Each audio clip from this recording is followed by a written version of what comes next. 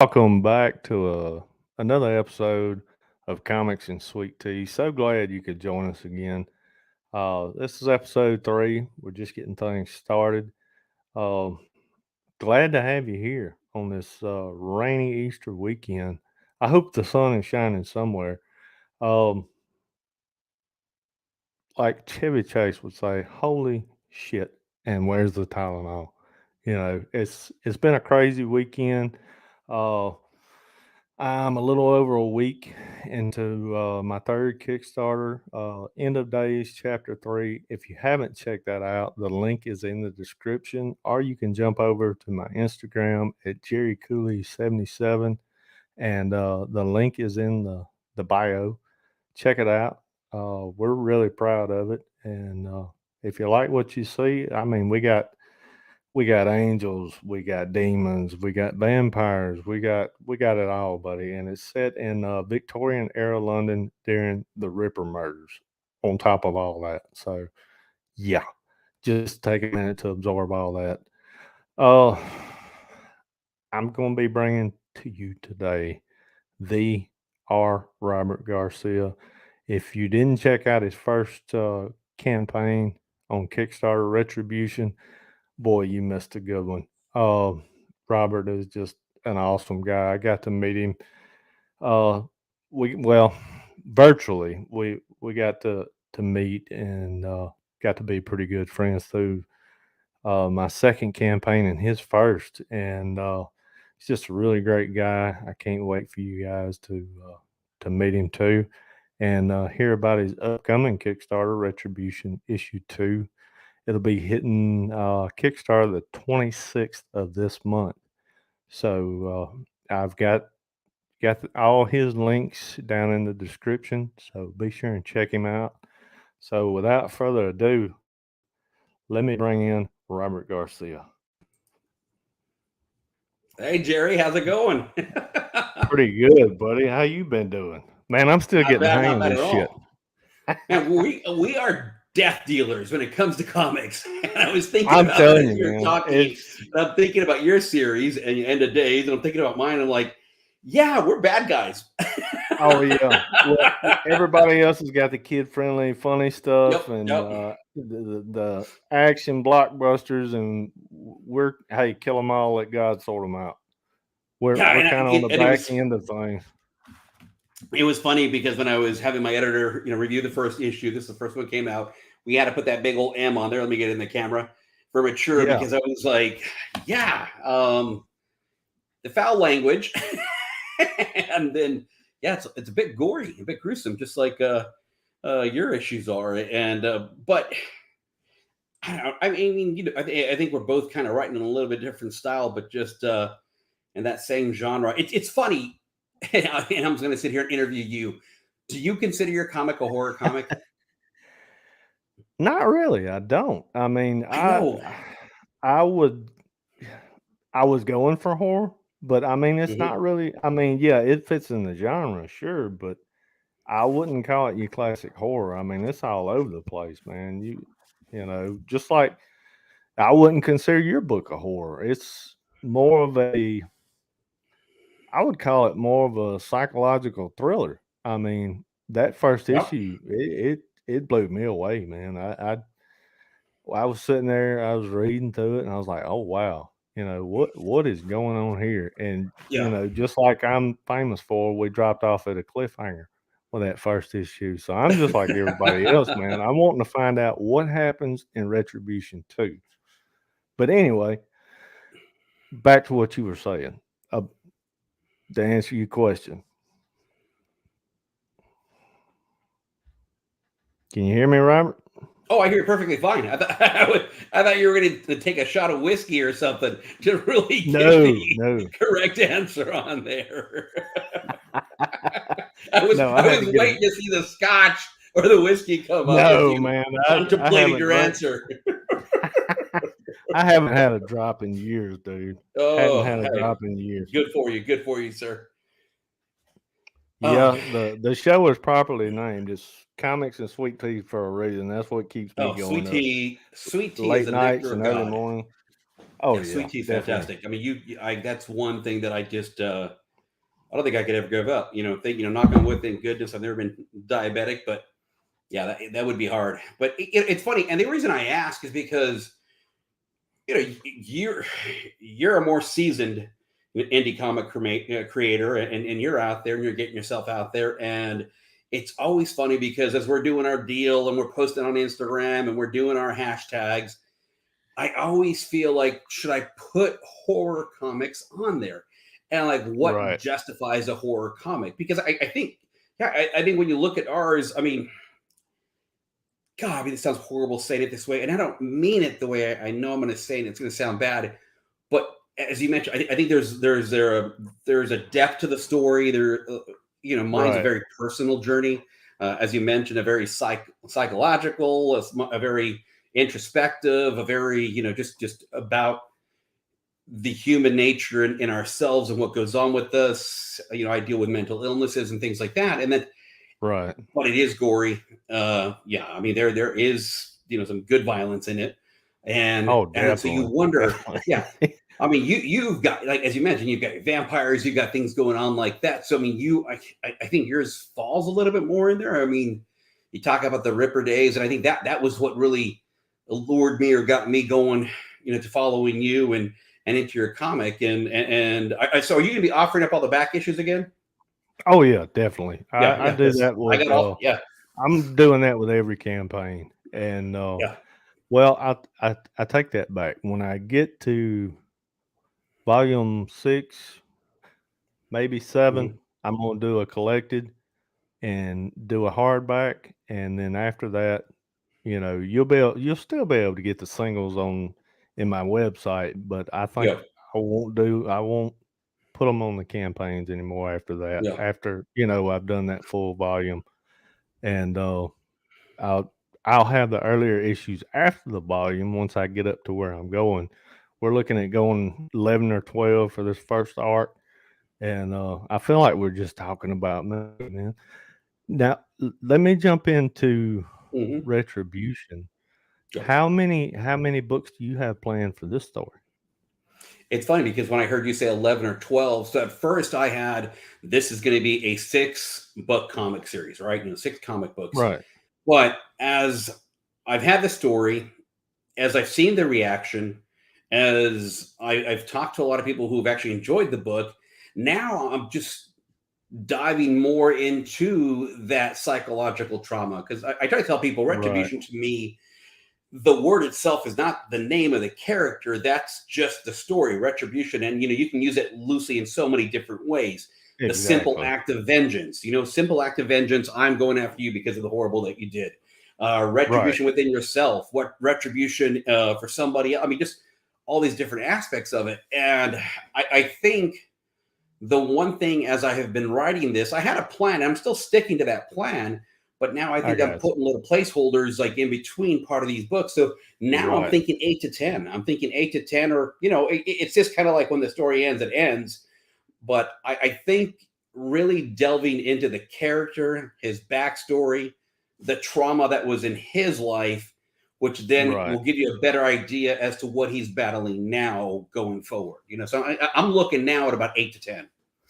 I got you. Yeah, it's amazing how that happens, is it? Mhm. Once you get in there and you start looking at it and you see there's so much, I mean, yeah, you can scratch the surface and do 3 or 4 issues, but if you really wanna do a good character driven thing and dive deep, I mean, the sky's the limit with indie. That's Yeah, one reason I love it so much. I mean, you get 2 or 3 issues in and say, "Well, I see where okay, I left a hole there. I need to go in and fill that hole." And yeah. you can do a prequel. You can, I mean, it's the sky's the limit, literally, you know. And well, talking about that though, that's just I'm glad to hear it because the more retribution, the better. Because I love that Well, first issue. thank you, thank you. I laugh because I think of you, and I think of our friend Dan Price, and I think of Oh a lot yeah. of indie comic creators, and I think the one huge advantage, D as well. Um, Hmm. you guys are also artists. I'm not. So You know. unfortunately I have a lot bigger what's the term I want to use? Well, I mean I've got to spend a lot more money. And Oh that yeah, was the one thing definitely. with the first issue. And this is, and I've been really proud because again looking at it again, I mean that's the first issue and the Oh, quality, it's again, gorgeous, I don't want to use the gorgeous. word, yeah. And the artwork is what really drove me into going with the comic, because this was actually going to be a book, and this was a book that I had written, and it was more of a personal tale. And I had all these chapters laid out and so on, but basically I call myself a born again comic enthusiast because I started collecting Oh comics yeah, again about 10 or 11 years ago. I had like a good 20-year gap, and I right. every day I realized how much incredible stuff I missed. But It, yeah, it I just happens to all of us. Go yeah, ahead. I just wanted to get that look, that art. I mean, because to me, the art. I hate saying this because I feel like I discount myself as a writer and other writers, but to me, the art's the most important part, because I fell in love with comics as a kid because I love the art. I mean, I used to draw when I was a kid. I stopped drawing, which I really regret. But Walt Simonson, he's a guy I always bring up. Oh, I he's the did guy. Spider Man. He's Yeah, definitely. I did Spider Man. I did some other, I was a fan of the Hulk and things like that. But when Right. Simonson started that run, I got hooked in. And for the majority of his run, I mean, I just thought his stories were incredible. They were so much more grounded. I loved the whole father son type of dynamic that developed between him and between Thor and Odin, and I Right. just love that artwork. And then I went from Walt into Todd McFarlane, Oh and I just God, yeah. love Todd because just the freaky, the way he would lay out, bodies, the way he So would lay out original. Spider-Man, Venom, yeah, Hulk, and so on, and just took art in a different direction. And I mean, we all go back to Kirby. When Kirby started out, it was Right. all about, well, his bodies don't look perfectly symmetrical, and it just doesn't look. I'm like, so what? Like you could see what That's he was doing. yeah, that's his style. I mean, every artist has it, and if it's picture perfect, I mean, what's the point? You know, Yep, yep, I mean, don't get me wrong, it can be gorgeous. I'm not trying to discredit anybody, but the flaws in it, that's that individual's certain style. That's yep, what people yep. tend to forget. And I think that was the thing that always attracted me to comics, is this. I love the art. I always joke with people, I buy so many variant covers. I will have like 5 of one comic just because I want all those Right. variant covers, and they're great. But I had this book, I had been writing it, and I had written a good chunk of it. And then I just thought, like, why not make this into a comic? And the first thing that came to my mind was Frank Miller and the work that he's done with Sin City, obviously The Dark Knight, and just, Oh but I mean, yeah. Sin City's just always been a personal favorite. And I love what they did with the movie with Robert Rodriguez, and Oh God, just yeah. the feel and the aspect of it and the grittiness. It's so, it's weird. I love simplicity in the sense that, give me black and white, give me a vibrant color that you mix in there, and then it just pops. Oh, And definitely. and Kinda it like was they did with that Yellow Bastard. That yep. was awesome. I Oh, that mean, was like, that was awesome. dude, you had the black and the white and the red every once in a while, and then that crazy ass It's a yellow. yellow It guy. just Yep. it Yep. just popped, man. Yeah. It Yeah. And just and visually stunning. nobody yes, and people tend to give Miller shit, but I mean, as far as I'm concerned, he's one of the best storytellers of our generation, easily. Not only with his writing, but also with his art. I mean, Yeah, it's his just art's what he insane. can Yeah. do with blacks and whites, and it's insane. I mean, it Hmm. really is. It's incredible what he can do with a page. I mean, he can fit so much into that little, a little 11, I say little, 11 by 17, of course, and then they shrink it down. But my God, man, he Yeah. can take you on a journey in one page. Yeah. And And then that's that, rare. yeah, exactly. And that was like the goal that I had. And so, you start trying to find artists, start trying to find people to work with. And just like any industry, you find some and you feel like you've got something going, and then you get the disappointment, and then it doesn't move forward, and you try to go from there. And then I was lucky enough to find Julia Gulazzi, who is a artist out of Italy. She was in Milan, and then she works for Charter Publishing, which does like Captain Canuck. And we, I already had the character. I had already kind of done a little mock-up on my own, which was, ugly, but I had some other artists like come up with it. Actually, Rodney Ford, who does a lot of little just like depictions of R for me, he is the one that really got me to where I wanted R to be. And then I got him over to Julia, Right. and then she really brought up the emotions, the way I wanted his face to be depicted, the different aspects of it. And that was fantastic. But the one thing with the black and whites, with the Frank Miller, there's one of the guys who I just love out there, and I'm actually terrified with Julia and with him, is that both of them are skyrocketing right now, is Kevin Keane. And Kevin Oh Keane, yeah. if Coming you off go to of his Spawn. page, yeah, it's Todd's got him working. Todd's got him doing covers. Definitely. Todd's got him doing art, and Todd is pushing him too, which just terrifies me because I don't want to lose Kevin. I mean, he's Right. not going to be. Julia's the main artist, but Kevin, I hope is going to fill in here and there. And I even have another artist that I'm hoping to work with, because that's one of the things I want to also bring different flavors, different type of artwork to the book. But Right. Kevin is just spectacular with his black and whites. I mean, spectacular. And so I wanted to bring that into this issue. So this issue, the first 10 pages are drawn by Julia, and then like the next 19 are done by Kevin. And wow. it brings a different feel to the character. It brings Right. a different persona in a sense to R. They both did a great job of mirroring Chi, who is the female protagonist in the comic. They both did a great Right. job of like, you don't see a big difference there, but there is a difference in what Julia presents and what Kevin has presented. And I just the artwork's just insane, and I'm super lucky. And I tell everybody, if you're going to buy this comic, just buy it for the artwork alone. It's Man, top don't notch sell artwork. yourself short, man. You were talking earlier, we tend to gravitate to the art. That Yep. was one of the main things that grabbed me when I was little. When I picked up that very first comic book, of course the art grabbed me, but as I got older, the story is what kept me coming back. Yeah. I mean, you got to have a little meat on the bone Yep. to get folks back. And I mean, what I read in issue 1, I mean, I was like a drug addict getting his first hit of crack. I was like, I mean, I'm serious, man. I was like, I want to put I that gotta in my have another. Kickstarter. That is a phenomenal compliment. Thank you, sir. I said, yeah, I got to get another shot at that. Wow. Honestly, that Jerry. Again, I mean, we both have tons of respect for each other, and I admire your game, and it's cool as you get to know people in this.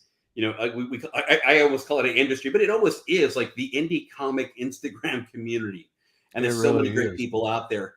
But you and I talk with you a pretty bunch. Talk a lot with Dan, with Dee's. Certain people, and you just develop this bond with people, and it's cool because you can appreciate everybody for what they do and what they're bringing to the table. And I think that's what's super super awesome about it, because there is so much good out there. And I'm not gonna lie, I mean, if you asked me 5 years ago, I would probably be that snob with his nose up in the air, and if it ain't Marvel and if it ain't DC, And now, I mean, forget about it. There's so many lines out there, and the work that Image is doing, the work that Boom is doing, the work that everybody's doing, and then you've got that subset, which is us, that other layer of indie community where there's so much good work going on, so many good stories, and that is super exciting. And one of the big things too about especially where I'm at personally, is like I want to control the story for as long as I can, and I hope to always be able to control it, because that is something that is very personal to me. And I think that's the one big thing that I try to, not just with the writing, but when I talk to people at the Comic-Con, you've got them face to face, try to show them that, hey, this is something that this is what you're reading. A lot of that is me, it's coming from me. And so I'm massively humbled and just appreciative of just the just the response that it's gotten, because especially when you're first putting it out there, you're not sure if they're going to throw it back at you. You're not sure if you're going to get crickets out there. But when you're able to, I funded that first Kickstarter, and we'll knock it on wood, the second one goes great. Oh, Um, you got this. it's a great feeling, and then it's interesting too, because when we look at our stories, it's all, as that writer, yeah, you want to write something that's compelling, but you want to write something that I think just truly, like, kind of like digs that little hook into somebody, and they feel Right. like I want people to be a part of this journey as we move forward with it. Exactly. You know, I I've said this before. Hmm. I had the story for End of Days. I had the big story, you know, but Hmm. I'm by no means what you would call a writer in any sense of the word. Um, I've learned a lot from my daughter, Hmm. going through this process with her and co-writing the book with her, and it's just amazing the little things you can do to really tweak a story. Yeah. And I'm a visual guy. I always Hmm. have been a visual guy. I mean, I've drawn ever since I was big enough to hold a pencil. Yeah. But writing the story out in words, it always scared me to death. And I've got all the respect in the world for writers that are able to do that, to put it, Yeah. because I love to read. Don't get me wrong. Hmm. Just because I wouldn't call myself a writer doesn't mean I don't like to read books. I mean, I Yeah. Yeah. love a good story, and I've got all the respect in the world because y'all are artists too. Hmm. You take something, say you write a novel, and Hmm. you know how it is with a good book. You can get into it, and I mean, it just takes you away. You know, Yeah. Yep. and that's what we're all striving for with this Yeah. stuff. We really want to immerse people in our world, and that's Yeah. that's what's so fun about it when you get that feedback from people. Because, dude, I'm scared to death every campaign. I I mean, know. I'm not gonna lie to you. We've Oh, had that this feeling. Yeah. discussion before. I was Hmm. literally, I told Dan, I said, a few hours before I went live this last time, I was like, dude, I got fucking pterodactyls flying around in my stomach. I mean, that's literally Yeah. what it Yeah. felt like. And he's like, man, you've done two of these. I said, I don't give a shit. I mean, Yeah. yeah, every one of them are the same. But just, you were talking about the feedback you get from people. And when they tell you, that their story has touched Yeah. them, or that they really love it, they love the world. I mean, it means the world. I Yeah. mean, Oh, yeah. that's worth it all to me right there, because at the end of the day, that's what I'm just trying to get my story told. And it's a bonus, that I've gotten to make such fast friends with all you guys, because we really have. I feel like we've cut our own corner out, you know, Yeah. I and totally agree. I I could I could sit here the rest of this show naming off names that I've come in contact through all this, and now I speak to every day or every other day. And I mean, I don't know, it's amazing. It really is. There's really no words for it. Yeah. And I but go think, ahead. and this, the really cool aspect about it, for me, it's almost kind of made the world a little smaller, because we have connections. Exactly. We both know All over. Jack out in Australia. Again, I've got a bunch of people I know over in England, and Kevin Keenan in Right. Ireland, and in Italy with Julie and some other people that I talk to, and it just, and then actually I'm just amazed, like, at how much talent there is out there, Oh how my many God. good It's a artists are boatload, out there. man. Yeah, Boatload. it's just insane. And I mean, one of the things too that I love to see is just how many female artists I see now. When I was Oh yeah. younger, it wasn't. You It didn't just, see that. You yeah, didn't it see wasn't. much of Yeah, that. yeah, yeah. It was just like, that's something that boys do. They live in their little fantasy land, and Right. Spider-Man and so on. I And would say now, it's pretty much 50. Well, I wouldn't say 50-50. I'd say 60-40. oh I yeah, mean, I really would. yeah, It's it's getting leveled close. Oh, big big time. Oh time. yeah. Oh yeah. Yeah. And I think that's a great aspect of it. And it's funny because I look at the comic that I'm doing, and if you look at it, you look at what I post, you look at the pages. Yes, it's very much like, oh, this looks like it's just all for dudes and so on. But I keep telling people, No, you got to at its dive into it. basis, Yeah, at its basis, this is a love story between a guy and a gal, and it's about everything that comes out of that. And that's the one thing that, I think as it continues to go on, that's we're going to dive into that, and but also like to dive more into R and like what's going on with him, and I think it's going to be very interesting what we're going to be able to present as far as like what is Chi's representation in his past life and now in this new life, and I think that hopefully will will be something that readers really dig into, dive into, and hopefully I hope they really really enjoy it, because that's the goal. And with this second issue, we get a little more of a peek into their backstory, and Right. then we pop back into the, because I'm one of those that I love going back, future, present, future, Tarantino method. present. Yeah, I got yeah, you. yeah. I just love jumping around places. I like doing that, and I think that's just what a lot of this is going to be. But the second comic, I'm trying to give a little bit more backstory, and then also more of like what is the trauma in the current time, and the third one I had laid it out a certain way, and now I'm kind of Leaning a different editing. way I wouldn't with say it. I rewriting. got Well, you. yeah, not really rewriting, but editing, like adding other parts and just pushing other parts to Right. like that next chapter. Yeah, I know exactly what you mean. You get into it, and you start like the art's the same way. You read what you're trying to put down, and you say, well, wait a minute, that doesn't look right. This needs to be broken down a little bit more. You Oh, could do it in a splash page, but I like to get more intimate with it sometimes. Don't get me wrong, I love a good splash page. I mean, who yeah. don't? But Hmm. sometimes you can do so much with a character without writing anything visually. I Hmm. mean, if you can get the emotion right in their face, I mean, there's so much you can do there, and you can really break it down. I've Yeah. talked with several people about this for a while now.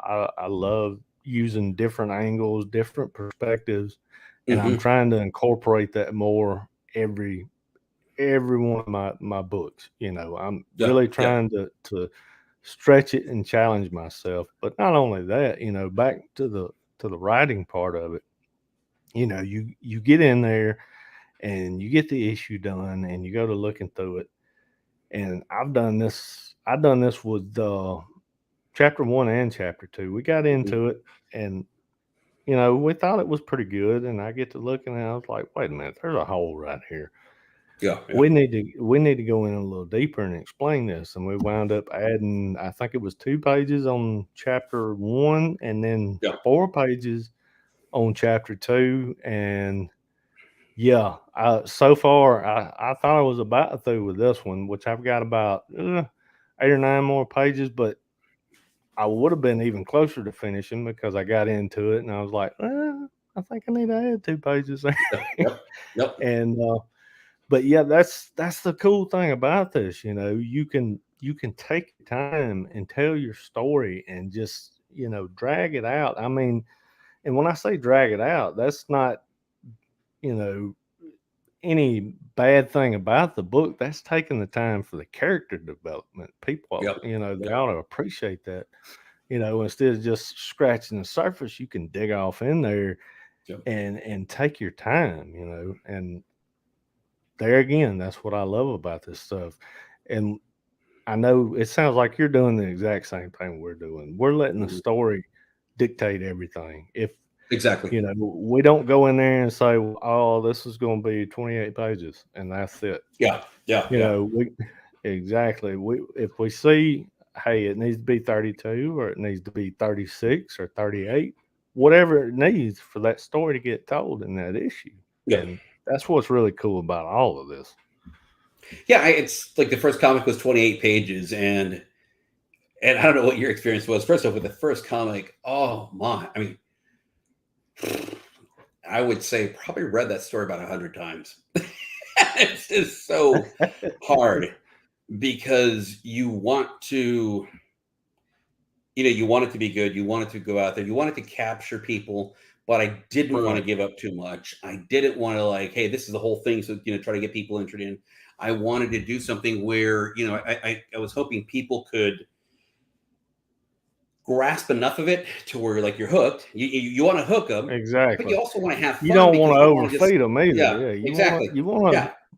you like the little Yeah. dude on the, what was it, the State Farm commercial? Oh, you got to be quicker than that, where he's dangling the little dollar bill. You just And I gotta. think It's like the donkey with a carrot. You just gotta keep leading them with a carrot, man. yeah. Let And them it's get a little tough nibble because every once in a while. I come from a world of writing where everything is basically facts, statistics, height, weight, and so on. I've written in sports. Right. I wrote 2 draft books back in, the mid 90s. Oh I've wow. written about the NFL draft. I've written about sports for, almost 30 years. And I haven't done like thousands of articles, but I've done, stuff for radio stations that I worked for back in West Texas, out in Florida and places like that. And I've done these things, and it was just, different because they're and I always forget. Yeah, I only spent like 11 years on TV, but also TV on air producing, and you're just you're giving facts. You're trying to tell people things, but then a lot of times, and those 2 minute you do your 2 minute story. You're trying to grasp people. You're trying to educate people. You're trying to add some depth into those stories. So it helps. It helps. But this is just such a different type of writing, and I think that was It one of is. the Yeah. things that I started writing the comic aspect of it 2 years before we ever hit print with the very first one. It Wow. took a lot of growth, and I had written the first 2 real easy, and I've written parts of all the other ones. It's hilarious. I've got for every chapter, there's at least 6 pages done or 10 pages done or this and that. It's like I know where all the pieces of the puzzle go, but it Right. is something that it's There's just a so method to your interesting. madness. Yeah. Yeah, it's just like that first date. If that first comic doesn't get her or him or whatever saying, Exactly. "I want to talk to you again," then you failed. So you've got to make Yeah. it. You've got to You make it gotta good. get it And in it's there. yeah, and it's funny because I've been super happy with the response of the first one, but I kind of feel proud with this one. I'm like, hey, it gets better.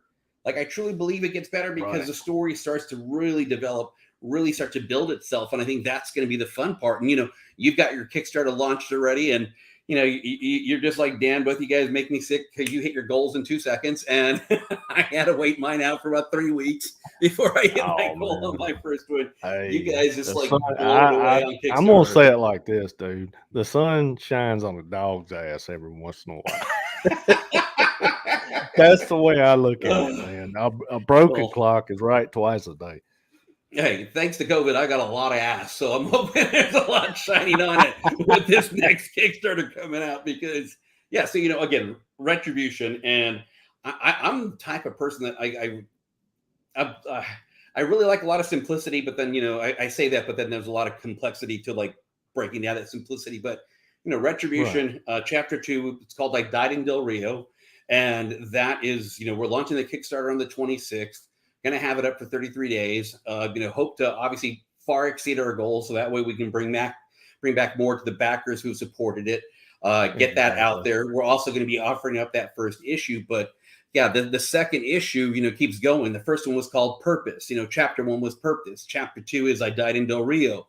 If we keep going, chapter 3 is The Abyss. And each one of them, the titles can seem very simplistic, but there's a whole, story behind It's that got simplicity. yeah. There's a Yep. message there.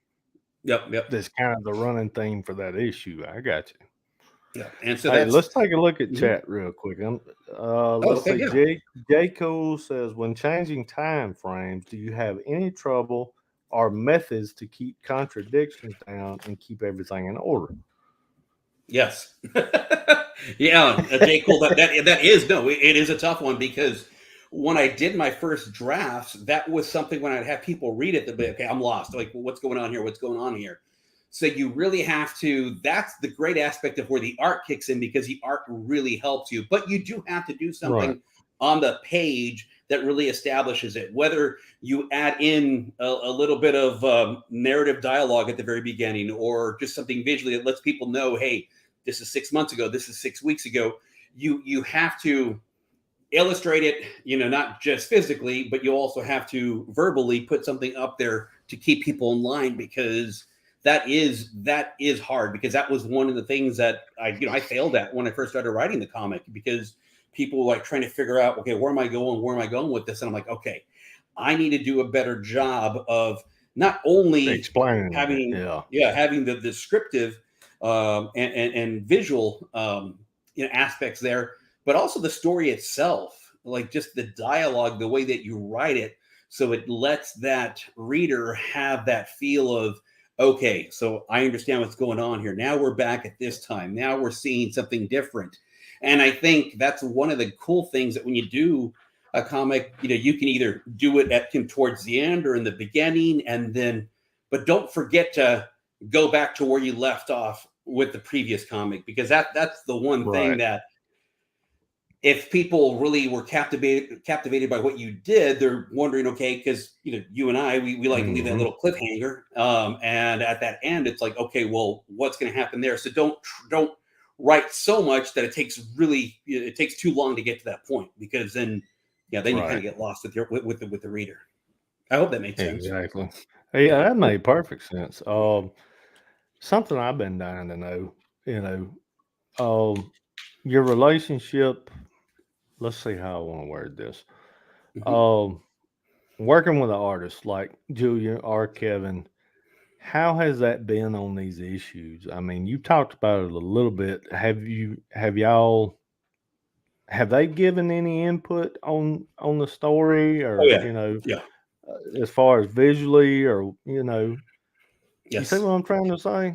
oh yeah, oh big time, because Yeah, when you write the story and there are no visuals, everything's in here. So exactly. everything's in my head, and I have it all visualized on how I see it. And that was one of the things that when I started writing and I started really contacting artists, and then you start talking to artists who actually do panel work, because it's totally different going from just depicting out a character and making them look cool and you post it on Instagram, or it's a 11 Right, by right. 17 Totally different.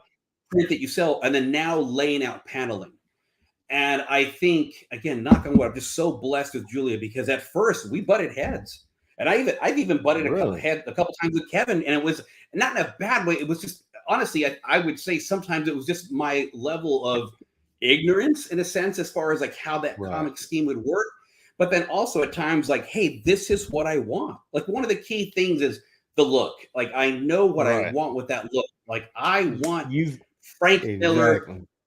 to like a 7 out of 10, because I am also a little bit more grayscale than what Frank Miller was, and like more than what Kevin Keane does. But you have to develop that trust, and that's the greatest thing that I have with Julia, is like this second one. Like, and same thing I did with Kevin. I really don't write a whole bunch in their description. I just kind of give them idea and I let them start off. And with Kevin, I think I had um, panel descriptions for about the first like 5 pages.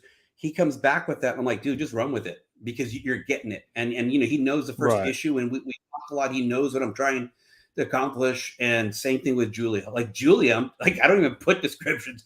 Julia just does it. And if I see something that really has to be in Right, there, like a transition or something that, hey, we really need the close up this way or that way, then right. I'll give her the feedback. But yeah, Julia has just been a godsend, and Kevin as well. I mean, just working with Kevin, I was really, well, I mean, first of all, I was super intimidated with Julia when I first met her. Now, we're like I said, I joke that she's married to me, but Kevin, this is a guy. I I'm working with a guy who works with Todd McFarlane. exactly. It's like, it doesn't get much bigger than that. And That was gonna be my next question, was how does that feel? man, is it scary, because you don't want to do things to upset them. You want them to understand what you're doing. And again, I am still learning this process, because here's the worst thing you can do as a writer: fail to adequately, effectively, and visually let your artist know what you're trying to tell in a Right, story. Because there were a couple times that I'm not gonna lie, I kind of hung Kevin out there and I didn't give him enough feedback or info, and I forgot right. things that were even in my first comic that, oh my, I need to add that, I forgot. And so Yeah, then you've got to like let them know, and thank goodness, I think only one of the pages that we had to change up, we had to change the paneling up a little bit, like the art in the panels, not the way the panels were gotcha. laid out. So that was, that was cool. That wasn't that bad. But yeah, Julie and I, it was a growth process, and I was terrified she was going to leave me because, I kind of consider myself a bit of a pain in the ass as a writer Hey, man, because, all creatives you get are. there. I mean, we really are. It's I like agree you with that. I said, agree with that.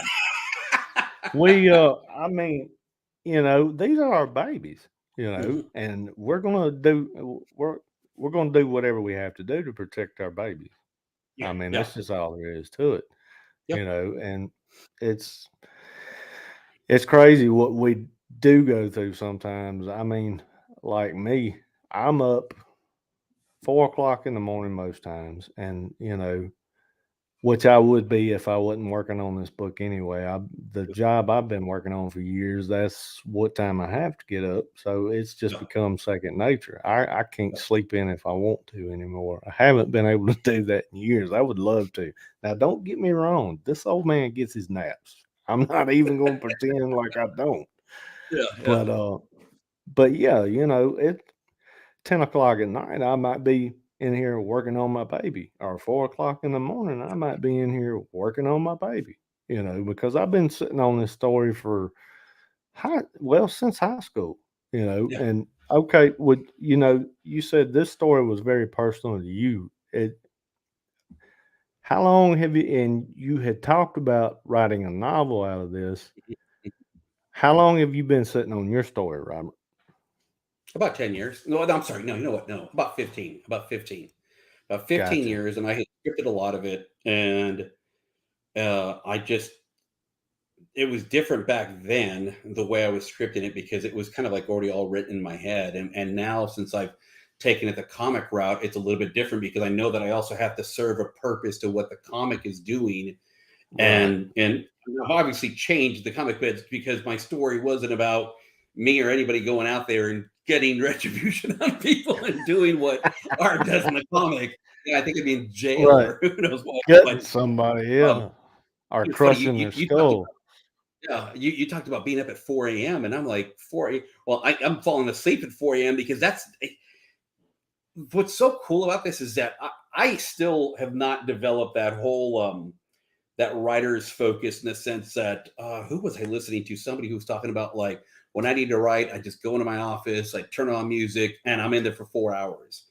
I will be this close to falling asleep. I mean, I'm talking just like right when you're going to get into that good zone, and my head Right. starts playing, and I'll start, all the words start coming in. I'm like, get my butt out of bed and go You got type it to. out.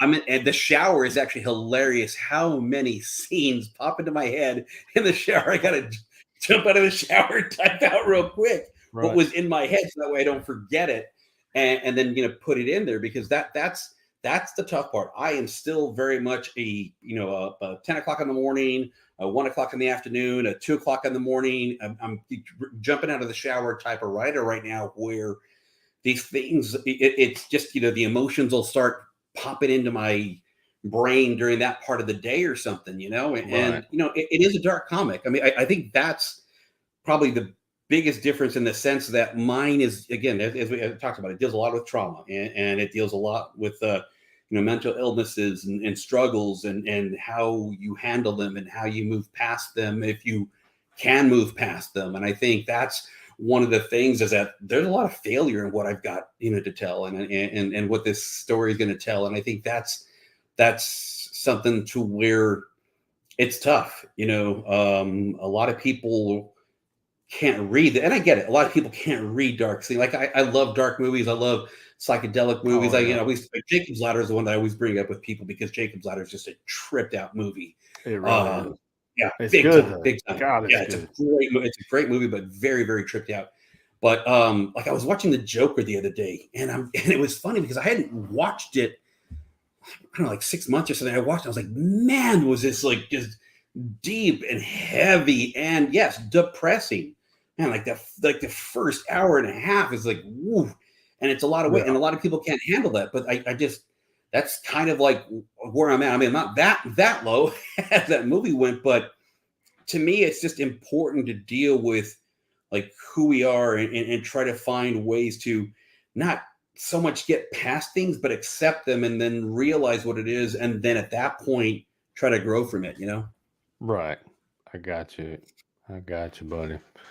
Now, you talked about writing a novel. Once you get your story told in comic form, do you think you might go back and do a novel out of this? I don't know. I don't think so. I don't think so. I think I really am having such a fun time with this medium. It's one that I connected with so much when I was younger, and I mean, I would love to pop up a thing, but I've got so much artwork up on here and movie posters and Yeah, all that you because I just see, I, I see some of your stuff, and you yeah, see yeah, some of my stuff. I mean, yeah. I got Kirkham right behind me here, and then right. over here I've got some movie stuff, and this local artist here in Austin does these really cool like Marvel type covers that I've got one of Thor up here and so on. But I think I want to stay in this medium. I think if all my dreams would come true, one of the things that I'd really like to do is transition this, if it does well enough, transition it into an animated type of production. If I could do like a 6 run type of deal, like on I wouldn't say Netflix, but there's like Paramount, all these other channels that need content. Yeah. So it's I all mean, these channels hell, that are being they're created to do something like man, they that. are looking for content right now. Yep, I could definitely see Retribution. I mean, Spawn the animated series, yep, that yep. that was a Mhm, smash for HBO, mhm. and I mean, I could see Retribution on HBO Max all I mean, day if long. Invincible's out there, and that is dark and that is heavy and just That was gut awesome. punching. Oh, It, so good, so good. I was hoping it would stay close to the story, and it really did. I was hoping they would stay tight with it, and I mean, yeah, they changed a few things here and there, but Yeah, I think it really served the series better the way they did do it. mhm. I mean, it was minor changes, but it worked, Yeah. and they kept that darkness. They kept that betrayal. I mean, they nailed it. I Yeah, mean, there's no other way to say it. They just nailed it with that show. I mean, and then and it that hit the comic. and I'm glad that you say that because I've got a friend who just had that comic, and see, that's my gap. That's my gap, Jerry, where I miss stuff. And but I knew nothing about him. I mean, I knew about Invincible before the series came out. I had heard about Right. it. People said, "Hey, you just pick up like a graphic novel of it, read the first 6 to 10 issues, blah blah blah, blah, and see what you think." And, and I hadn't had the time. I own it, which is hilarious. I mean, I own so much stuff that I need to read. It's like Oh man, I've I've to got a collect that stack. at hand. Yeah, It wouldn't fit in this camera up that wall of stuff that I need to read that I haven't had it's time to sit down and insane. get Yeah, to. I forget like his house. I mean, I had over 2,000 comics when I stopped when I was young, and now I'm like, this is just ridiculous. But anyway, I watched the series and I was captivated by it. I was like, wow, like this is really, really awesome. And I've gotten into all these different types of formats. Okay, like one that came out right now, and to me is just the most visually stunning animated TV show, because obviously what they did with the first Spider-Verse was just insane. I mean, I love that Oh because it god, was yeah. had that comic That's feel. unparalleled. Yeah, yeah, it's just crazy. But Arcane on Netflix. I'm not a gamer, and We I'm always talked embarrassed about to this say the that. other day. Yep. That show is Arcane. insane, man. Oh man. And the artwork, because it's 3D blended in with 2D, and what they did with it is just so stunning. And I was never a big animated guy. I always joke with people my big animated movies were like heavy metal. That's how old I Yeah, am. And the original Lord of the Rings that people forget about. If you I the Lord of remember the that one. Rings, that That's where animated I movie, first fell in oh, love with The Hobbit, it was was those such old animated stories. so good. I mean, so good. That stuff that was done years and years and years ago. I watched Heavy Metal again about 6 months ago, and I just cracked up. I was like, yeah, this is just something that just I loved when I was a kid. Right. But that's where I would love to see this go, and it'll be interesting because I don't know if this is just like a one-time thing. If I just do this story and when it ends, and then I don't know, I go off into something else. But I just want to get the story out. I hope people follow along with it. I hope people really appreciate it Well, because I'm on it's board. I'm yeah, I'm on board till the wheels fall off, buddy. And when they do, I'll get out and help you put them back on, and we'll keep rolling. thank you, Jerry. Yeah, because it's just I keep trying to tell people, man, this is not about making money and this and that. This is like it's just a story that I've had inside me that I just really wanted to tell for so long. Right. I feel like it's, got personal growth. I hope that it can help people become more accepting, not just of who they are, but how others may be. And like, I just hope that I hope it does well. And then does really well. Hopefully we can do some great things with it. I would just be, like I said, beyond humbled. Right. That's the word that just pops into my head all the time right now is with the reception at the I Comic know Con. exactly what you Yeah, mean. and I know it just exactly it what just you mean. humbles and you feel so good. And it's so different because when all the sports writing that I've done, and even the news writing that I've done, that's so it's just it's so data driven. It's so it's driven by facts, by stats, and this, and it's so Right. objective and this and that. But to do something so free form like this is just it's so fulfilling. You were talking about being humbled. Mhm. Thank you just doesn't seem to fit for everybody. Mm-mm, It just mm-mm. doesn't seem like near No, about enough for, I mean, this, this is our lifelong dream, no, to get these stories out. And these people are making it possible. And I mean, thank you just doesn't cut it.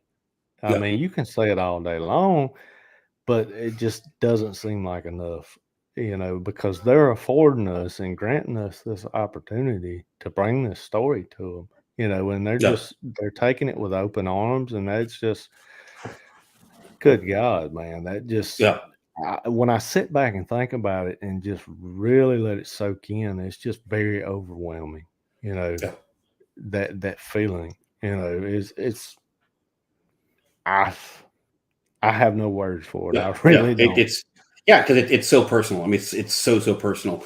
I wanted to jump into something here though because I think this actually works even better for you than it does for me because Jake Cole asked a follow up question about with decades being the time scales for your thoughts on these stories. How does technology and societal changes end up modifying your stories?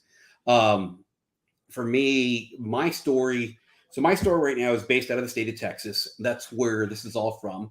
My characters are Latino American. They're typical type of people that you find here in Texas.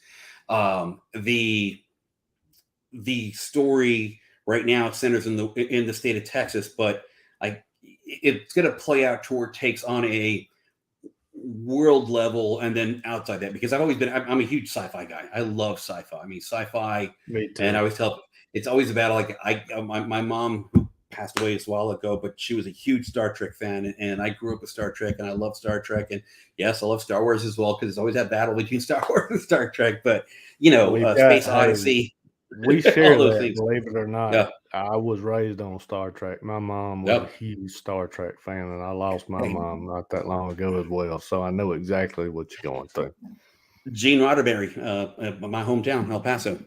So it was something big for a lot of us. And uh, I just when I say sci-fi, I think of Blade Runner. I mean, Blade Runner was such a huge movie for me. But anyways, let me get back to get the question. So he said, the timelines. Well, for me, the technology is like being able to get everything back so quicker. And I think digital compared to when I was younger, and I would see people have to draw these things out, then you have to send it to an inker and everything. The great thing about Julia and even Kevin is they're both artists, colorists, and inkers on my projects, which is massively That's helpful. awesome. Yeah, Yeah, definitely. it's You don't big, have big, to big. round up two or three different people. You got Exactly, one person exactly. taking care of everything with a singular vision, and And then that's with the awesome. lettering, yeah, the lettering, I decided, hey, I'm going to do this. I want to be a part of these comics. Like I want to be a visual part of them, not just a verbal part of them. And so I'm doing the lettering and I'm growing and I'm trying to learn more. And I'm reading Nate Picos's book and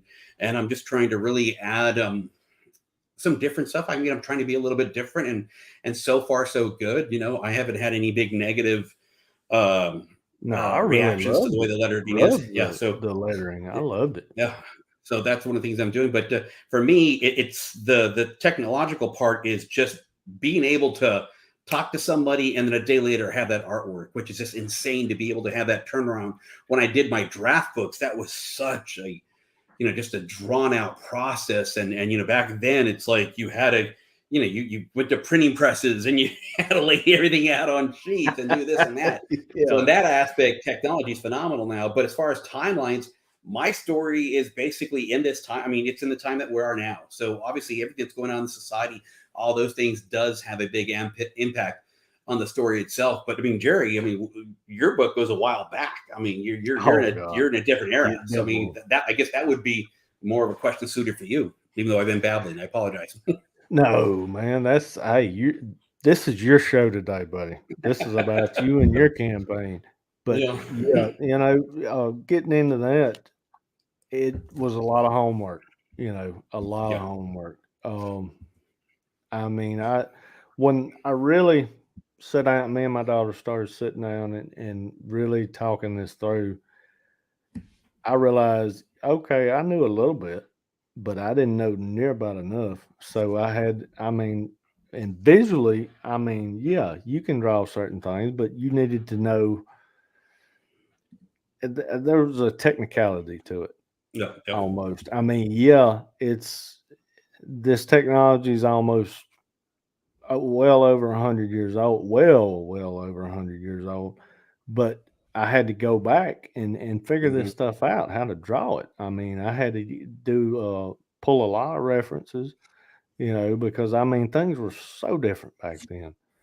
I mean, yeah, they electricity had been introduced, but it wasn't prominent, So I had to kind of study up on gas lights. I had Oh yeah, to that's figure a out. lot of history. Oh God, yeah. I mean, it's just everything. Studying up on the police techniques during that time, Hmm. what kind of what they did and what they didn't do, and believe it or not, I mean, with the Ripper case, there's actually a lot of visuals out there. They actually have pictures from the actual, you know, murders while these victims were still on the ground. It's Hmm. insane how they were starting to get into forensics and stuff like Yeah. this at this Hmm. time. I had no clue that Yeah. they had dove that much into that at that time, and I learned a lot. I mean, I learned a lot, and I'm still learning because I'm constantly having to study things and pull reference. I mean, it's been a long process, and it's a lot of homework, but I love the time period. I always have. Oh yeah, I mean, it's so cool. Yeah. oh man, it's a character unto itself. I mean, the clothes, the just everything, Yeah. the uh the architecture. I mean, it's just they don't build things like that anymore, man. No. I mean, they really don't. You could see the pride in everything that they put together. They Yeah. took their time, the angles, the I mean, it's just extraordinary what they did with building during those times. Yeah. And I mean, I could talk about this all night. We need to jump back to Retribution. No, but it's cool because yeah, I mean there is, I mean not even at 1/10 of your level. I mean I'm trying to lay out all these different places. Obviously, I've traveled the whole state of Texas, but you still want to give it like this a true feel to it. You still want to make it feel like the people who are in those areas are I want people not only who are in Texas to experience it, but people who are outside to like see what the what the areas are like, what the just what the cities may be like, or just the visuals out there. But to have to go back there and go through all of what you've done to like create that piece that you've done, it just it's amazing. I mean, one of the things that when you started asking about like how long is this series going to be, at first I was like, okay, I've got this character, I've got this character, and I got a couple who are going to play off. But Right, that's another reason why I'm like, okay, you know what? Now it's going to expand because now I've got other characters that I've started to kick in, and it just a because it made sense, but b because I just want to make it a more complex story. I really want to. right. Um, I just really want to give those different, pieces, those different values. You watch, I mean, heck, just from the TV shows. Like right now, I'm watching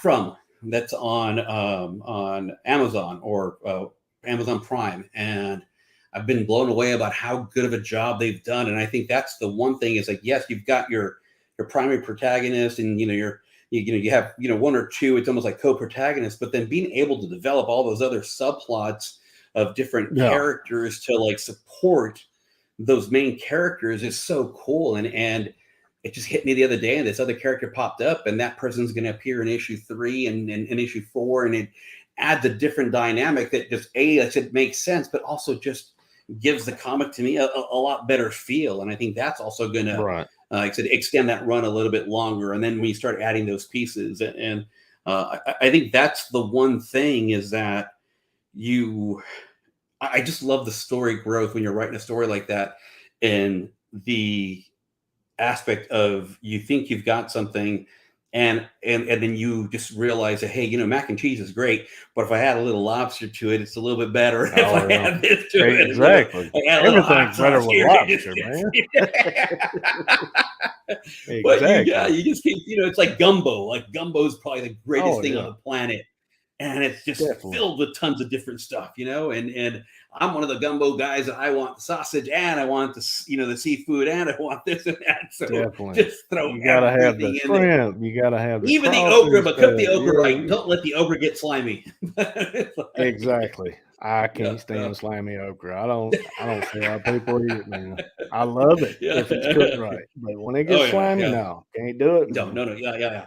It can make a gumbo really slimy, but yeah, no. It just it's something that I'm really happy about, that I'm able to bring in these different characters, because right now in my head there's at least six characters that are a big part to this story, and right now we're Right. dealing with two. A third kind of gets introduced in the second issue. A fourth that I was just talking about gets introduced in the next couple of issues, and then that fifth one comes in, and at the very end of the run, I love the way that I want to introduce this last one, and I think that's going to be a real head turner for people. I think they're really going to enjoy that, and it should be a lot of fun, because that's when that whole sci-fi wave kicks into what I want to do moving forward. Yeah, D's messing with me here. He says Jerry loves drawing horses. No, D, you know I don't. It's a necessary evil for the book. Yeah, And I want he. to thank I Jay don't Cool think for I've just had. paying respects to my mom. Thank you, Jay Cool. Yeah, Oh yeah, yeah. appreciate it, I J. used to fall Cool. asleep with my mom all the time with Star Trek. Man, it was just, Yep. she loved her Star Trek. She loved it. And Oh as a yeah, young boy, how could you not love Captain Kirk? exactly, man. Captain Kurt was a man's man. I mean, that's just all there is to it. I- Oh man, it He was just, always got the lady. Hey, so what if a couple of yeomen got killed? All while they were down on the planet. The overall thing was he saved the ship. He saved the majority of the crew, the big majority, and he saved the day. And he got the girl every time, well, you hands say down. the girl. It didn't matter if it was alien. It didn't matter what No, color. It didn't no, matter if it had green, purple, scales. whatever. Yep. Captain Kirk was the Benetton colors of the Star Trek world. Okay, and Picard's great. Let's Somebody just said see. Picard. Yeah, I got into Generations after that with my mom, and then I can't follow. My mom followed everything, all the different Oh story yeah, arcs and all that. definitely. Yeah, yeah, The original was her first love, but Star Trek: The yeah, Next Generation, she really found an appreciation for. yeah. Later I liked it a on, lot. she did. She was like when the first couple seasons, she's like, "This is not Star Trek," but I'm gonna watch it because it's Star Trek. And then by about season three, Yeah, she loved them. She said, "Well, it's yeah, not Kirk and Spock, but they'll do. yeah, It's still yeah, yeah, Star yeah, Trek." yeah. Yeah, very true.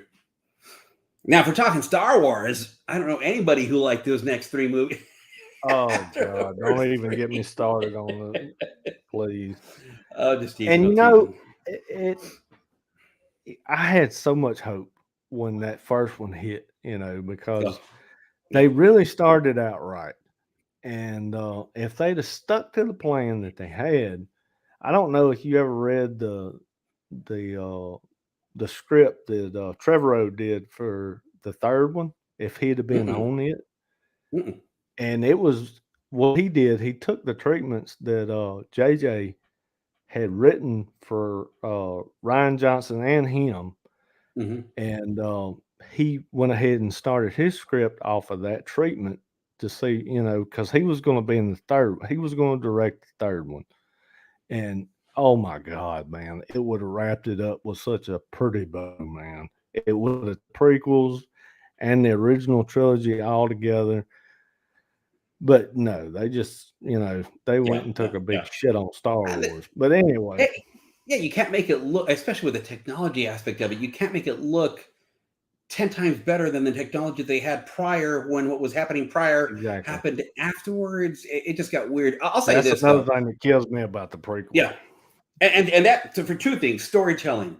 You can't just tell stories to make money. And I think Marvel and even DC, with all the content that goes out there, I think they lose a lot of it because there's some really good content. I mean, like Moon Knight right now, Oh great God, content. that What show, James that's my Gunn, show yeah, right now, yeah. buddy. Oh, Moon Knight's And I so good. love And then Peacemaker. like I just love James Gunn as a storyteller. I Oh love God, yeah. what he He's does because brilliant. he can keep something small or he can have 1,000 different characters and he can add depth to all those characters, a story behind all those characters. But the one thing, as we're talking about with Star Wars and all that, and even some, even in a way Star Trek too, is that eventually a story has to end, and you Oh can't yeah. just keep recreating things. And I think that's one thing that I remember early on when I used to collect with a lot of comics is that it's just like, okay, after a certain amount of time there has to be something different about this Right. character. and It's and, got and in to a lot of evolve. ways, yeah. And just like all of us in life, and then eventually it's got to end. I mean, it does. It's like everything has to end at some point. And I think just Right. just to do things just to make money, or just to, and I hate saying it this way, but just to feed a need of the viewer, or something like that. It just, especially when the stories are weak like that, or just like you hurt the brand a Man, lot. yeah, you were talking about it a while ago. You got back into comics and you started back Mhm. collecting. I've got a pretty large collection myself, but I tell you, and I've been on a pull list for years, but my pull list has been steady shrinking because, Yeah. dude, the stuff I I'm buying the same amount of comics, but now I'm getting more of my comics on Kickstarter because what I'm getting from the big two, I'm not liking what I'm seeing anymore. I mean, about the only thing that I really, really grabs my attention anymore is the Black series. When they come out, and that's an independent story away from anything Yeah. in the main timeline in DC. They give it to a creator and just let him run wild with it. And some of the stories that have come out of that have been incredible. Yeah. Like I'm I on Batman Catwoman right now with Yeah. Clayman and oh god, Tom King. Yeah. Mhm. I think like Scott Snyder has done a lot of good things. I love what he was doing with Noctera. I mean, that's a comic that I've been reading that I like a lot. Um, who put that out? Is that Image?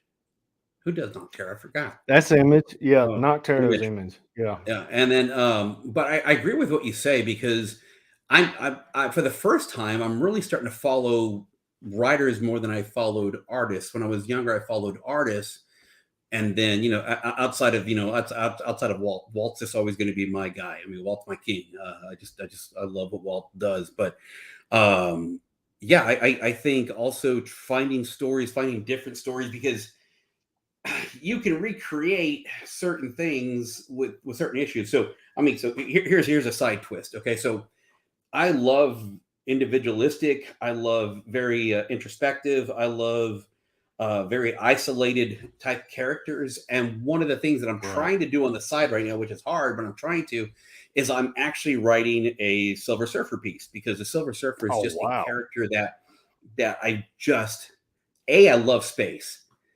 B, I Oh really really god, like the yeah. story, and I like the isolation of that story, because it seems like it'd be all dandy and fantastic and get to travel space, but when you're doing what he first started doing for Galactus, Uh, and then Harold. Yeah, yeah, yeah, and exactly. so I'm actually going back and I'm reading what's it called? Starts with the E. Why is the word not coming to my head? And I don't want to run out of the screen real quick right now. Not it starts with the E. I'm reading Uh, two different backstories that I read about, and it was really really recommended. And I just think that instead of rehashing fights with a Thanos or this and that, it's like deal with different aspects. And I have kind of found a Yeah. gap, and that's what I'm trying to write about, like the gap that I have found, because it doesn't always have to be about like, hey, I'm fighting the big bad guy, or I'm saving this Right. planet and this and that. It's about the journey, and I think A I don't know lot of why, but those that best stories yeah are those personal stories like that, yeah yeah and that's just like Superman. People mhm, DC hasn't really been able to do a perfect Superman movie yet because he is so powerful. Make it more personal. He's an alien. He's trying to fit yeah in this world. I mean, break yep it down to that. yeah Make it personal. That's people gravitate towards that, yeah and nobody has found that yet. And I don't know why. I mean, we know what we want, but the writers yeah. can't seem to figure out what we want. Yeah, it's interesting. It's tough because and Jay Cool, or I'm sorry, was it? Yeah, he was. I mean, it is cool to see these characters get introduced in different universes. I'll agree with that, because like when you're able to do something different that isn't just like what we've seen, kind of like rehashed a bit. But um, Right. I just like some of these new characters that have been introduced. Seven Secrets, I like that. Tom Taylor stuff, I like. Scott Snyder. I'm trying to think of, like, I can't. I'm just like blanking on names of people whose stuff I'm trying to read right now, just because I enjoy it. And I'm not gonna lie, I collect it. Okay, so right now it's funny because I'm here in Austin and I've got a ton of Donny Cates stuff because he's been writing the people who I like. He did that, and I still think Right. his best stuff was his first stuff that he did on Thanos. I thought the Little Red. Now he Yeah. killed the Silver Surfer, so damn him for doing that. It's like, damn him to hell. Like, I forgot who ended up earlier. Con! It's Yeah. like, how dare you, Thanos! I'm going to kill you for killing the Silver Surfer. But I thought that was a really cool run that he had on Thanos. And then he did, I mean, what hasn't he done? I mean, the Venom stuff was cool. I like Venom. He's working on Thor right now, and Thor's my personal favorite. So I mean, I'm liking, and I'm like, it just, it's just, I just want to see more of like what you were talking about, the personal journey, especially for characters like that who had to go through a lot of bleep to get to where they Right. were. And that's why, like I said, and just Silver Surfer is one that just identifies in my head with what I write and what I feel, and so that's why I'm hoping that hey, who knows if I can get that thing done in the next 3 years, pitch it, then have told, uh, be told no, get rejected like everybody who ever sends anything to those guys. Retribution for Silver Surfer. I'm trying to figure it out. For Silver Surfer, I mean. I lost Jake Cole on that So one. tell me something. Mhm. Let me see here. I had a train of thought. You were talking about personal things. You were talking about Thor. How much you love Thor. Mhm. What's your favorite Thor movie right now? Oh, it has to be Ragnarok. I mean, and see that's the other Oh thing that. God, the swing Taika took with that movie. I mean, Oh he knocked it out of the park, dude. yeah. And I can't wait to see Love and Thunder. I can't wait to see what he does Oh with it. I think yeah. he's going to go more balls to the wall with it. Yep. And I'm not gonna lie. So like, I love Tim Burton. I love Tim Burton movies. When he did the first Oh yeah, Batman, my cheeks tightened up a bit because I'm like, this isn't Batman. This isn't. You know what I mean? yeah, And he stepped out of this world.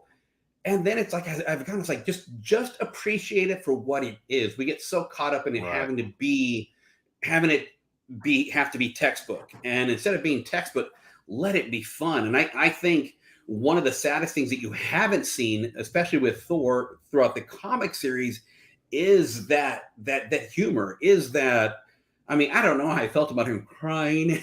And was it Endgame or whatever? I loved Or was all it? the movies, man. Like, And I when you love got when he. Fat Yeah. Thor, I No, mean, the Fat Thor way was they awesome, handled that, but it's that was like, awesome.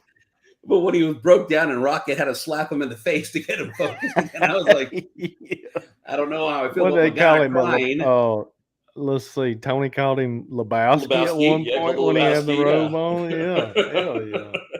But I I loved it. like what they've done there, and lately the things that have really captured me, like I said, Peacemaker to me was just insane because I mean let's be honest, that is a horrible person. That is a horrible character. That is I hate saying this, but shit-filled dude. But when you definitely you get rid of the him shit down, and you see what's down here, you break it down and you realize, and I'll be kind of all the trauma honest, that he went through that made him that shit heel, exactly. I mean, his dad was a real piece of shit. Oh, and that's just kind of like, where my story kind of like is in that realm, and I'm like kind of mad at him for doing that because I'm like, hey, I've been writing this way before you got that out there. But it was just, and then all the characters finding out their real, the inside, because they all seem like a bunch of a-holes in that first episode, and then you get to find out more about them. And my favorite character on that show wasn't Peacemaker. It's freaking and of course, why did I blank out? It's his partner. Oh my god, his buddy. God, yeah, that he was my why favorite did I blank out? Oh god, I love him. Man. I'm gonna have to check that real quick. Hold on. Vigilante. I knew there was a V there. V. Oh my god, he was hilarious. Just how callous, how out of touch, how like just out of himself, like not even realizing just the psychosis of who he was. Because he's been through some serious shit. He is just and it's like you can't call him evil because I don't think he's even intelligent enough to be evil. No. He is just fractured. They'd be talking about something. They'd be like, "So you want me to go kill him? Is that what you're saying?" Oh, the best part is when he taps out. He taps out Peacemaker. When he taps him out, let me get this. Bam, bam. I mean, without any kind of conscience, no remorse, without any kind of remorse, without anything, and it's just because he sees that as the purpose that he has been chosen to do, and that's what he's supposed to do. And there is no, it's black white. There is no gray. It's like that's just what he's doing. And as sick as it may seem, you still have to kind of appreciate the fact that he is just like that guy, And exactly. I thought that to me that was the one character that I loved. I loved what they did with it, and I loved how he came about on that show. And I think that's the biggest thing with this storytelling is just trying to put characters out there that people can identify with. And I mean, and I don't mean just regular people like just this 25 to 45-year-old male type of no, everybody, because everybody in their own way is flawed. We all are. We all have our flaws, and so that's a big thing. And we're just talking about movies now. Exactly. Talking about that, I've been dying to know what you thought about the Batman. I liked it. I thought it was a little long, and I will say this. I did not like how they introduced Joker into that movie. I thought it was not needed. I thought I was the only one. That completely took me out of that movie when they did that. Yep. I thought, hell, if anything, do the scene that the deleted scene that you took out of it and put that back in. But I understand why you can't use that scene, because if you put that scene in the movie, then the Riddler just becomes a wash for the rest of the movie. I mean, he just basically is nobody. And all anybody's focused on is the Joker. But I thought when he comes out and he's standing up on top of Madison Square Garden, when he helped that lady up or whatever, and he steps up and he looks, he's got that Batman, type of pose, and he's looking up to me. Right. Cut scene, end it there. Oh yeah, and, definitely. I don't mind a long movie. I loved what was the movie with Brad Pitt? That was super, super, super long, where he dies and or death basically takes over the body of the guy. Meet Joe Black. Yeah, great movie, great concept. I love that movie. Great concept. Death actually trying to live. I mean, that was just awesome. Insane. Awesome, such a. You can see how envious Death was of life. And that's what was so cool about that movie. He never got to enjoy it, and he finally got a little time off to actually find out what living was all about. It was an incredible story. Yeah, and we don't get many movies like that anymore. No, I mean, we really don't. And it stinks, because I think those movies are the ones that really make you think and really make you get really introspective, in yourself. Touch you on that personal level and get you to thinking. Yeah, and I think that was the thing with the Batman, is like I thought it was a really good story.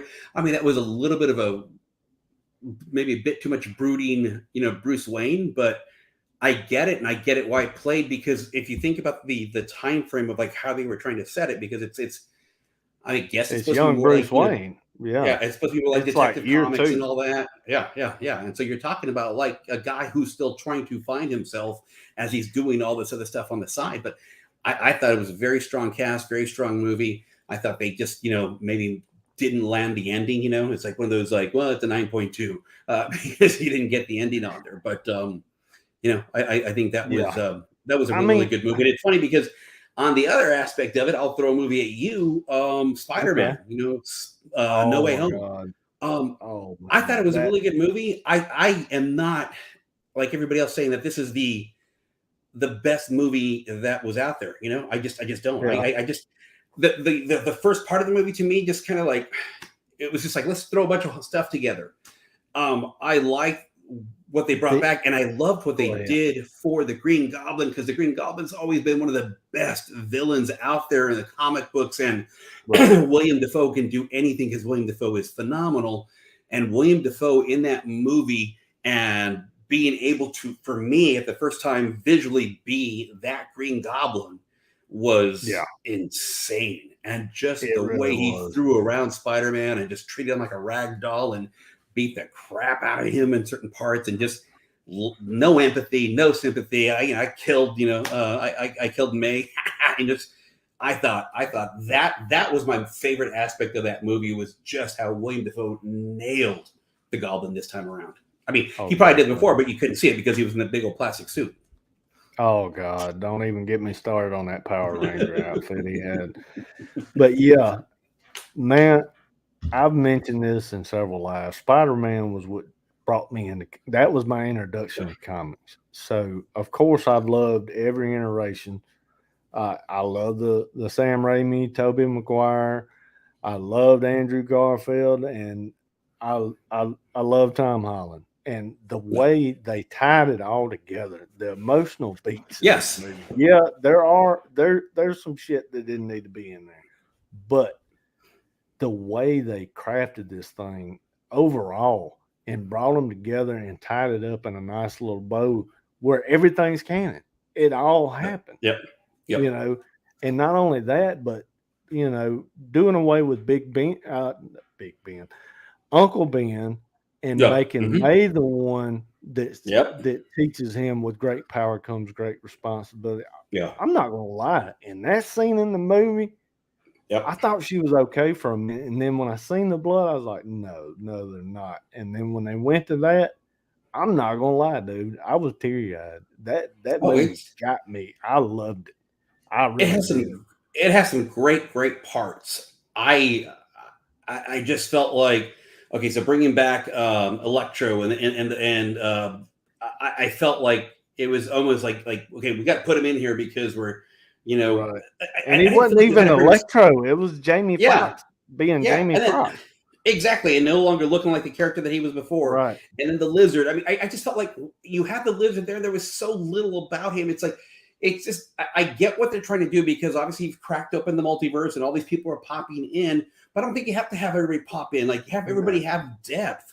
And Right. with Doc Ock and with William Defoe, I thought they did that well. But Sandman and Electro and the Lizard, I felt like that was just kind of like They a were just little kind of there. Yeah. yeah, yeah, yeah. And I They thought what they exactly. did, I as you feel the mentioned, same way on that. yeah, what they did with May and what they did with Norman Osborn, and the connection that he has with May, and how she's trying to help him, and then how that, I Right. mean, all of that personality and everything that was thrown in together, I thought that was incredible to me. And that's why when all that starts, like once once we get the true introduction to the Green Goblin, I thought that Yeah. movie just soared from there. And the ending was Oh great. God, Everything yeah. was great in there. Yeah, and obviously seeing those three together was fantastic. And it Oh just, man. yeah. The When bad part is Andrew now we're going to get Garfield a showed third. up, Yeah, oh my God. we'll we'll get a third movie from Sony with Andrew Oh, Garfield, you know and we will.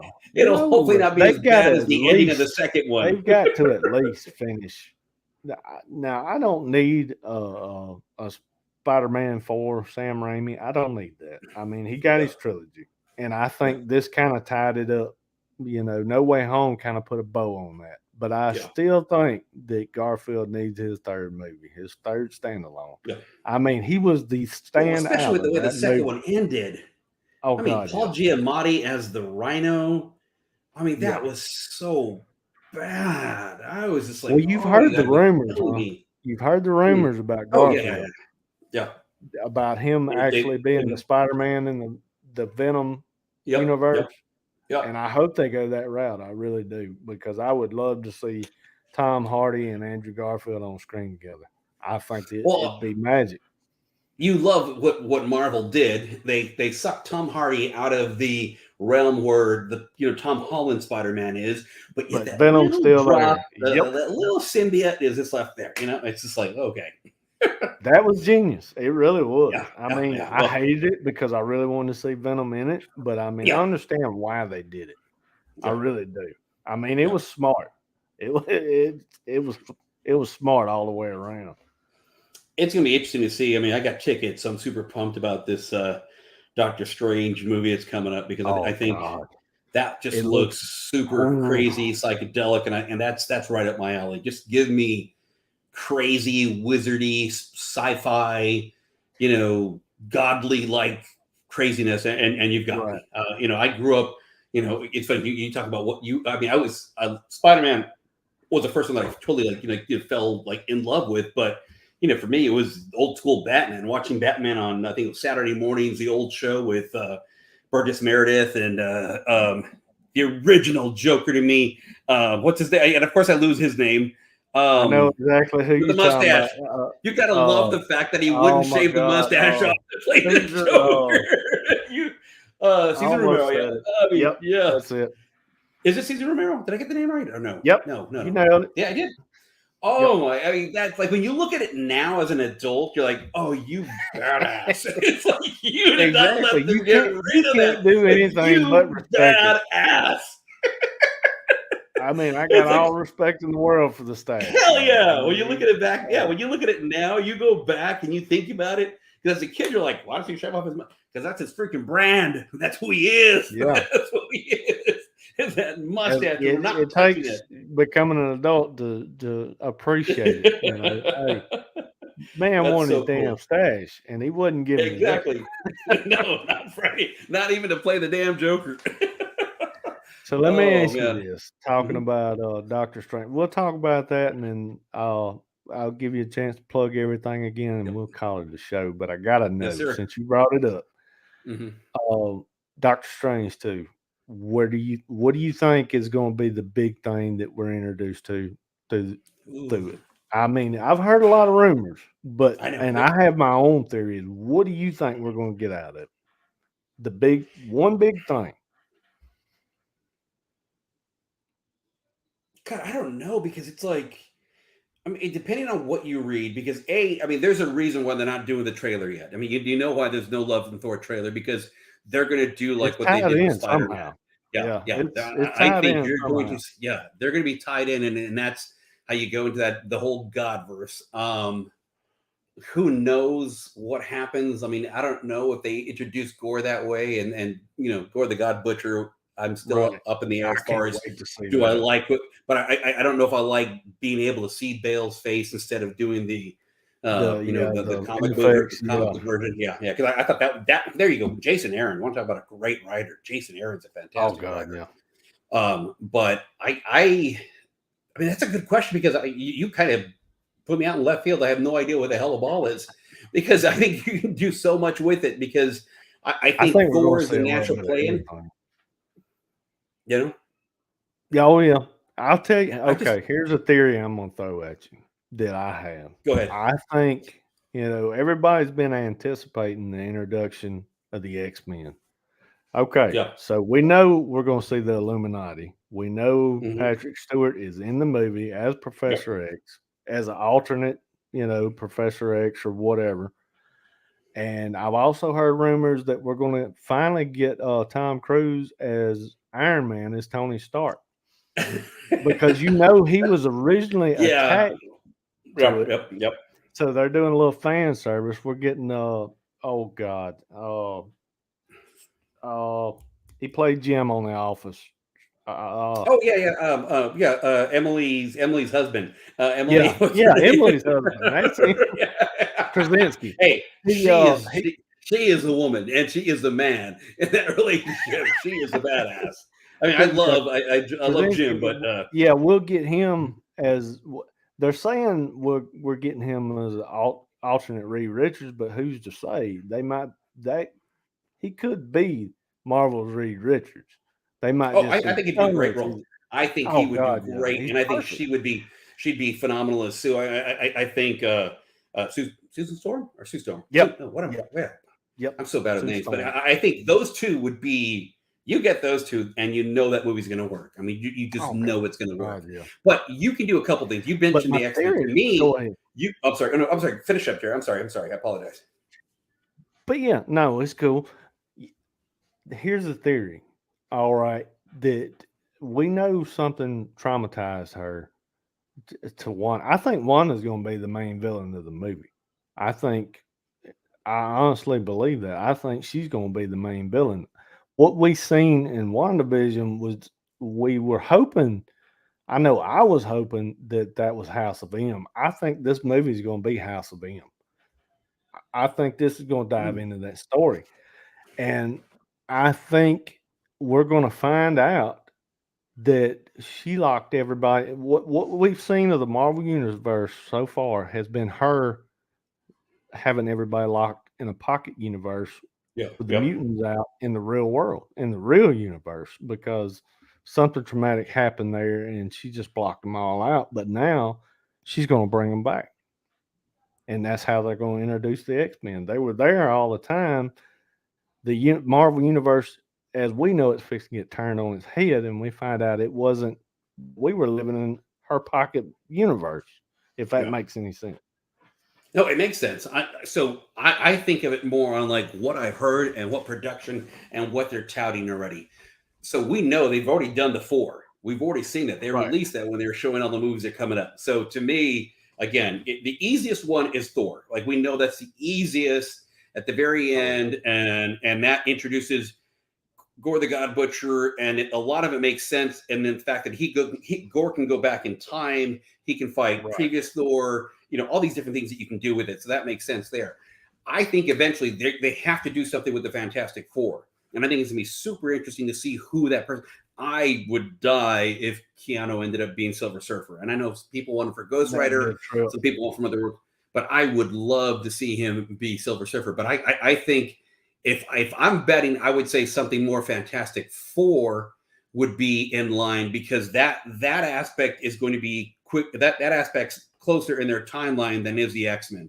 I think the X-Men is still a little way off, but I think what you said though, because you can still do another a movie with a Scarlet Witch after this one, and where he's going to go, because she has built up street cred like you wouldn't believe. I mean, from ever since WandaVision, and now that we know there's no season 2 of WandaVision, I think there's a reason for it, and it's because she's going to get the movie. There's not going to be you're not going to do WandaVision 2 if she's going to have a main movie. So I think that goes down that path, and I totally agree with you as far as House of X. I think that is a great way to introduce the X-Men. I think that would be a great way to pull that whole universe in. But I right now with this movie, we always want to think that Marvel's like that far out. But I mean, it's just a couple of things. It could be Thor. It could be also introducing out of Loki. Come on, why can't I think of anybody's name? The character that was introduced at the very end of Loki. Oh, the next big bad guy. Shit. What's his name? The guy he's like 5 different people. Because you have to keep that going. And Kang the Conqueror. And Kang is so many different people. And Kang plays into Fantastic Four too. Yeah, and he plays into the Fantastic Four storyline as well. So that you've got all these different. Thank you, Patrick. He also said Kang. See, when I did the radio, I had the greatest producers because they would always shout like intern. I'm sorry. Go ahead, Jerry. I said he's a descendant of Reed Richards. Kang is. That's what I'm. Yeah, Kang works in all those timelines, and I think that's why that we have to eventually see more of him soon, because we know he's going to be in what movie? I can't remember anything. He's in a movie. They're filming. I know he was in Lovecraft Country. We're talking about the guy Oh that no, no, played no! I'm Kang. talking the character of King. He is coming up in a Marvel movie. Oh God, Ant-Man 2? Thank you. There you go. Thank Yeah, you. Thank you. Ant-Man So 2. Yeah. yes, Quantumania. Man, Patrick, you're the bomb. Patrick, if I ever do radio again, you're my producer. So it's like, hey, Yeah, you are nothing without a good he's been producer on on top of TV it, or man. anything. Yeah, he is on top of it. So we know that that's going to be brought in, and again, you can tie him into a Fantastic Four movie that could be released 3 years down the road. So you can tie Right. Kang into all these different acts, and that's what's going to be. Yeah, Ant-Man 3. Yes, like Patrick's just a bomb. Patrick, you're the man. And so I think that's those are the arcs there. Is that I think I'm more tied into Thor and I'm more tied into Fantastic Four because they really got to get that going. You know, they've got to really Oh get yeah. that arc going because you know that's their next big new introduction of people because we've got I mean we already know about Ant-Man, we already know about Thor. As far as new characters coming in, we got Guardian of the Galaxy 3 coming up, sometime soon. I think And Blade's I going to be hear off. that's going to be it for the Guardians. Yeah. I Oh, yeah. It's hear done. you'll Yeah. never James see Gunn's that already said same that. team again. No, because they're going to kill off at least half that crew. It is me interesting to see who I gets hate killed to off. say it, but I think you're right. Yep. Yeah. Yeah. Oh, well, I mean, we know that Batista's already said he's done. So Batista's out. I Yeah. think Rocket's out. That I pretty think much Bradley says Cooper's talked Drax will about be being done. down. Yeah. Yeah. So Drax, Rocket, and then you'd probably have Groot go with Rocket, and Yep. then who knows Definitely. about the other three. Yeah. Yeah. But I think that's Gamora what and I think. Star-Lord carry on Yeah. in the Marvel U for a while. I don't know because I mean they still got to play out them getting to know each other again because I mean Mhm. she doesn't even know him. That's going Yep. to take a while to play out. Yeah. Yeah, I mean, if they unless they just none of them because a lot of them are just so tied into Gunn. Remember when he got fired? None of them wanted to Oh do yeah. another movie with that Gunn. So it's like it'll be interesting to see what they do there. But yeah, I think there's some cool stuff that's going to be introduced. But we know that the Fantastic Four has to happen sometime soon. I mean, that has Oh to God, happen yeah. because they're already touting it. So there's deals done that I just haven't been announced yet, and they'll. Yeah, When and they've met with Keanu Reeves, so I'm kind of curious as to who the hell he's going to be. I mean, I I think mean, we'll they know say something here in the next couple of years. yeah, I hear a lot of Ghost Rider. I've heard a little Silver Surfer, and that's just my personal thing. I mean, not just for me, but I mean, I've read Silver Surfer from all the Right. little sources out there. But the one name that you keep hearing more and more is Ghost Rider, which I mean, he'd be great on that, but it's like he's a little Eh, old, for Johnny Blaze and all that. So yeah, it's I like just let him don't. be Silver Surfer because you won't see age because Right. you'll have the prosthetics, you'll see his face, and his face will look like like Keanu, but it won't be it won't be an age thing. That's just voice, and body and Exactly. doing the moves. Well, our last So one was what Lawrence Fishburne. So yeah, yep. And then I that, mean, they murdered that movie. They really did. That was horrible. Oh my no, God, it was terrible. But anyway, yeah. All we're on right. to bigger and better things. But hey, man, I just wanted to say thanks again for coming on, Robert. Man, this And has been fun. This has been super I super have fun because enjoyed it, dude. you let my geek come out, and I love when I get to flaunt my geek. When I get to be my geek, I love it. Although Let again, your geek I'm flag at that fly. age where everything just goes out of my head as far as names and this and that. But yeah, you let my geek flag fly proudly. So thank you, sir. And oh yeah, okay. So let's like what is it? First three feasts. Camera here, here, and here. Go ahead and tout what you got coming up.